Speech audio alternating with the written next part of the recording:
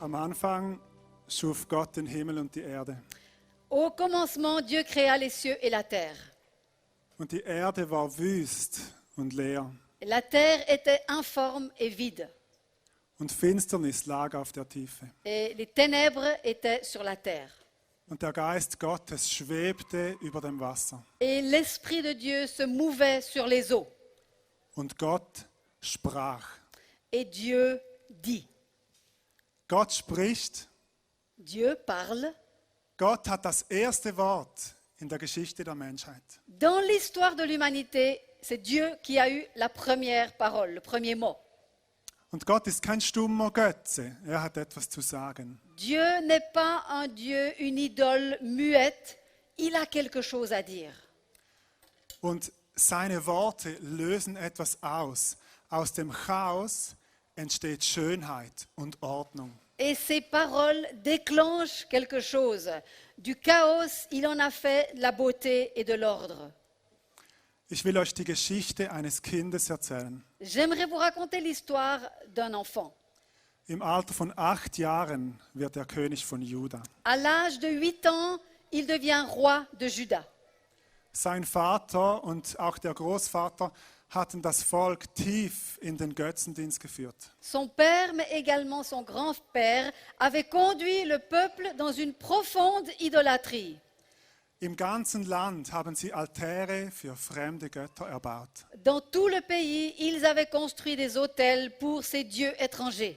Das Kind wird älter, ein Teenager. L'enfant grandit et il devient adolescent. Sein Name ist Josia. Il s'appelle Josias. Er ist anders als seine Väter. Er möchte tun, was Gott gefällt. Il est autrement que ses pères. Lui aimerait faire ce qui plaît à Dieu. Eines Tages wird im Tempel das Gesetz gefunden, das Gesetz Gottes. Un jour, on trouve dans le temple la loi de Dieu. Josia bekommt es vorgelesen und er zerreißt seine Kleider. Cette loi est lue en présence de Josias et le roi Josias déchire ses vêtements. Das Wort Gottes bewegt ihn persönlich.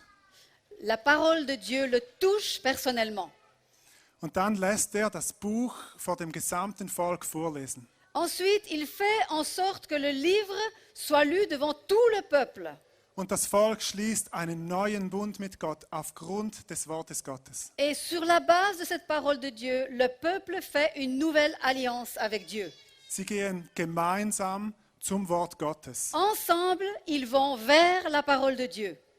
Und damit ist die Geschichte noch nicht fertig. Mais l'histoire ne se termine pas là. Sie sind nicht nur betroffen, sie sind dem Wort Gottes begegnet und jetzt handeln sie. Ils ne sont pas tellement touchés, mais ils ont rencontré la parole de Dieu et maintenant ils agissent en fonction. Jetzt gehen sie hin und reinigen den Tempel von den Götzen. Maintenant ils vont et ils nettoient, ils purifient le temple de ces idoles. Sie befreien das ganze Land von den Altären und von den Götzendienern. Ils libèrent tout le pays de ces autels aux faux dieux. Und Josia macht das, Zitat, die Worte des Gesetzes zu vollstrecken, die geschrieben standen in dem Buch. Josias fait ceci pour mettre en application la loi de Dieu qui lui a été lue. Josia, der Teenagerkönig, entdeckt das Wort Gottes neu. Josias, le roi adolescent, découvre la parole de Dieu. Und das Land wird verändert. Et la nation est transformée. Junge Generation, Vous, jeune génération, wir müssen das Wort Gottes wiederentdecken. nous devons découvrir à nouveau la parole de Dieu. Es muss unsere Herzen nochmals neu berühren. Il faut que ça touche tout à nouveau nos cœurs. Es muss nochmals alles auf den Kopf stellen, was wir über Gott zu wissen glauben. Ce que nous croyons savoir et comprendre au sujet de Dieu doit être à nouveau complètement mis en dessus-dessous. Und es muss unser Handeln nochmals neu bestimmen. Et il faut que ça détermine à nouveau nos actions.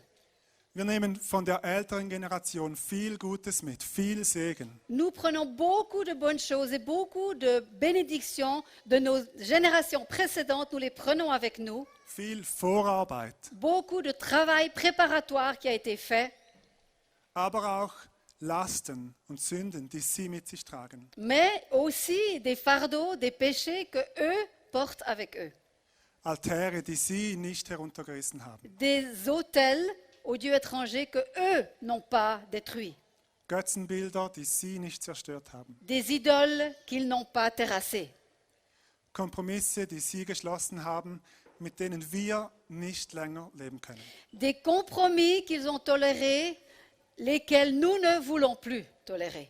Und deshalb müssen wir zurück zum Wort Gottes. C'est pourquoi nous devons absolument retourner à la parole de Dieu. Ältere Generation, Et vous, la génération plus âgée, wir lieben euch nous vous aimons und wir danken euch für alles Gute, was ihr getan habt. et nous vous remercions pour toutes les bonnes choses que vous avez faites, Für alles, was ihr in unsere Leben gesät habt. tout ce que vous avez semé dans nos vies. Wir lehnen euch nicht ab, aber wir müssen zurück zum Wort Gottes. Nous ne vous rejetons pas, mais nous voulons retourner vers la parole de Dieu. Das habt ihr auch gemacht, aber für uns kann es etwas anderes bedeuten als für euch. C'est ce que vous avez fait aussi, mais pour nous, cela signifiera peut-être autre chose que ce que ça a signifié pour vous.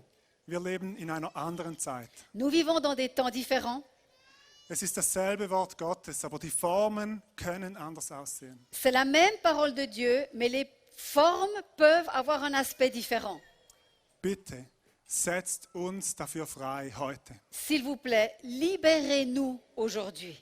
Bitte segnet uns dafür. S'il vous plaît, bénissez-nous dans ce sens aujourd'hui. Bitte betet für uns, dass wir die Altäre in unserem Leben niederreißen können. S'il vous plaît, priez pour nous afin que nous puissions abattre les autels dans nos vies. Bitte betet für uns, dass wir zurück zum Wort Gottes gehen können. S'il vous plaît, priez pour nous afin que nous puissions retourner à la parole de Dieu. Was ist das Wort Gottes? C'est quoi la parole de Dieu? Es ist die Bibel. C'est la Bible. Aber es ist noch mehr als das. Es ist eine Person. Mais c'est plus que cela, c'est également une personne. Am Anfang war das Wort Au commencement était la parole. und das Wort war bei Gott. Et la parole était avec Dieu. Und das Wort war Gott. Et la parole était Dieu. Dieses war im Anfang bei Gott. La parole était avec Dieu au commencement. Jesus Christus, der Sohn Gottes, er ist die Antwort Gottes auf diese Welt. Jésus-Christ, le Fils de Dieu, est la réponse de Dieu à ce monde. Er ist das Reden Gottes zu dieser Welt. Il est celui qui parle de la part de Dieu à ce monde. Und wenn wir gemeinsam zum Wort gehen, dann gehen wir gemeinsam zum Kreuz. Donc, quand nous venons ensemble vers la parole de Dieu, cela veut dire que nous allons ensemble vers la croix. Dann gehen wir gemeinsam zu Jesus Christus. Nous allons ensemble vers Jésus-Christ. Es geht nicht um ein Mehrwissen, es geht um eine Begegnung mit ihm. Il n'est pas question de plus de connaissances, il est question d'une rencontre avec lui. Unser Gott ist ein eifersüchtiger Gott. Notre Dieu est un Dieu jaloux. Er will nicht nur, dass wir Götzen herunterreißen, damit wir keine Götzen mehr haben. Il veut pas seulement que nous abattions, que nous renversions les autels des dieux étrangers, Sondern dass wir ihm ganz gehören. mais il souhaite que nous lui appartenions exclusivement à lui. Und darum geht es heute. C'est de cela qu'il s'agit aujourd'hui.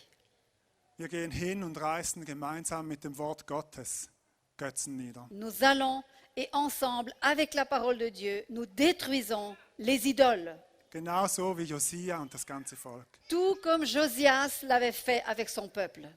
Götzen sind top aktuell. Les idoles, c'est top actuel.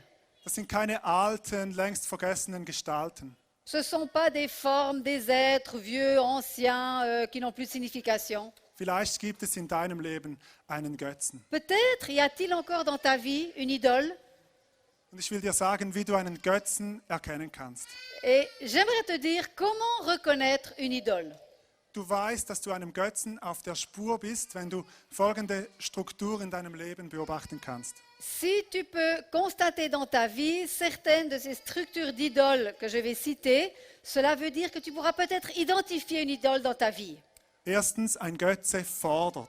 Premièrement, une idole ou un dieu étranger exige. Er fordert deine Zeit. Du musst täglich Zeit mit ihm verbringen. Il exige du temps. Il aimerait que tu passes tous les jours du temps avec lui. Er fordert dein Geld. Du musst in ihn investieren. Il exige de l'argent. Il faut que tu investisses en lui. Er fordert deine Hingabe. Du musst andere Lebensbereiche deinem Götzen unterordnen. Il exige ta consécration. Il faut que tu lui soumettes d'autres domaines de ta vie. Deine Freunde, deine Familie, deine Berufung müssen hinten anstehen. Tes amis, ta famille, ton appel, ta vocation, tout ceci devrait se mettre après lui. Kurz, ein Götze fordert ein Opfer. En deux mots, une idole exige un sacrifice. Zu jedem Götzen gehört ein Altar. Et avec chaque Dieu, chaque idole, il y a un autel. Ein Ort, an dem du deine Gaben und deine Ressourcen niederlegst. Un endroit où tu déposes tes ressources et tes dons. Zweitens, ein Götze verspricht. Deuxièmement, une idole fait des promesses. Er verspricht dir Wohlergehen und Entspannung. Es wird dir gut gehen. Il te promet le bien-être, que la détente, tout te portera bien. Er verspricht dir Kraft. Es wird dich stärken. Il te promet de la force, tu seras fortifié.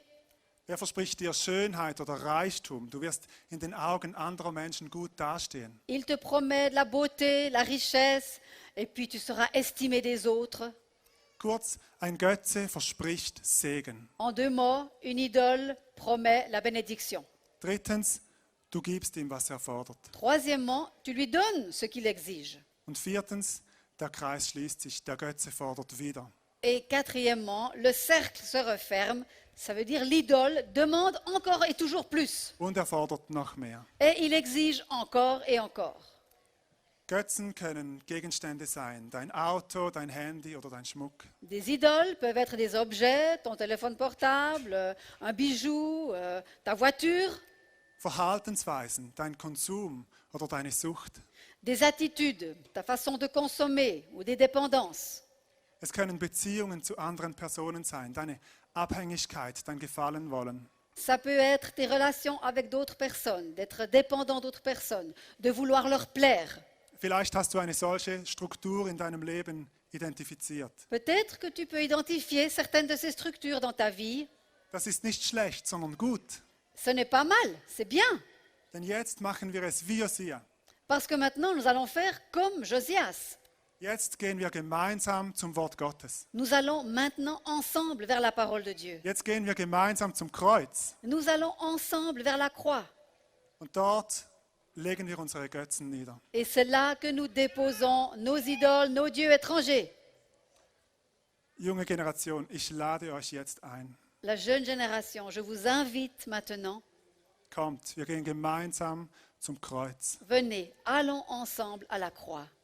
Sei es Schuld abzuladen, Que ce soit pour déposer une culpabilité, sei es Jesus zu begegnen. que ce soit pour rencontrer Jésus. Wir wollen gemeinsam zum Wort Gottes gehen. Nous voulons ensemble aller vers la parole de Dieu. Er ist dieser Schatz im Acker, Il est ce trésor enterré dans la terre, dans un champ, für den es sich lohnt, alles hinzugeben. pour lequel ça vaut la peine de tout donner. Auch das, was wir vielleicht lieb gewonnen haben. Même des choses que vous aimez beaucoup peut-être. Wir gehen gemeinsam zum Wort Gottes. Nous allons ensemble vers la